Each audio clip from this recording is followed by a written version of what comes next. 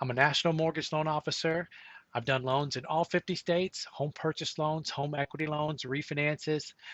I'm always in a highly competitive environment because most of my career has been spent working for an online lender. So I want to share a tip today about home purchase loans that could save you a ton of time and money. It surrounds cash due at closing. An important figure, no doubt, but when you're comparing loan offers, it's definitely not the figure that you should be looking at. Let me show you what I mean. On the screen is a typical worksheet or rate offer quote, whatever you want to call it. It's what we provide clients to give them kind of a rundown on what their loan looks like to help them select a loan to put onto a loan estimate. Down payment also affects cash due at closing, but you're in control of the down payment. I'm going to focus on what lenders can control and what they can't control. So in this case, I want to point out that what you see here is an itemization of the closing costs. Your settlement costs on a mortgage are two parts. They're closing costs and prepaid items. The closing costs are itemized here in this example. These are your title expenses. As you can see, this is the bulk majority of the closing costs. In the beginning, all lenders are estimating your title expenses. They're doing it by using their title company. And as you can imagine, all lenders have different title insurance companies. So the title insurance estimates are going to vary from lender to lender in the beginning.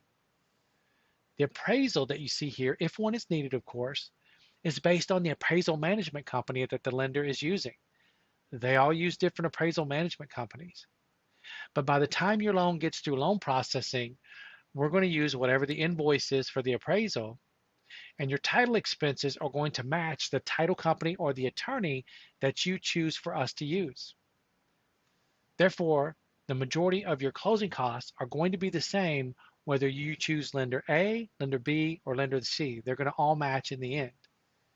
The same holds true for your prepaid items. Prepaid items consist of a full year's homeowner's insurance and monies to start an escrow account. Now, I know that everyone doesn't escrow, but the majority of people do. So this is what you'll see on any type of loan worksheet.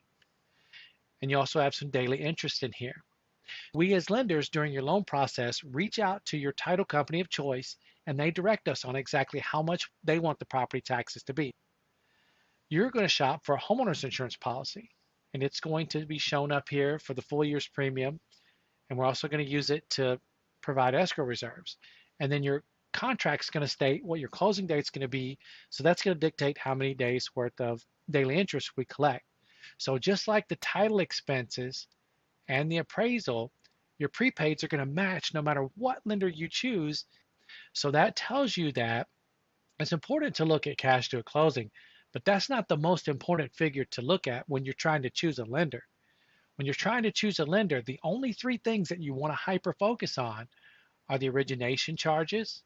Origination charges, lender fees, they mean the same thing. It's just a combination of what the bank or lender charges to make the mortgage and any interest that's being collected up front for the rate that you're being offered, i.e. points or discount. And then you have your note rate and your APR. Concentrate on those three things. It'll save you a ton of time, potentially money, and make your life a whole lot easier.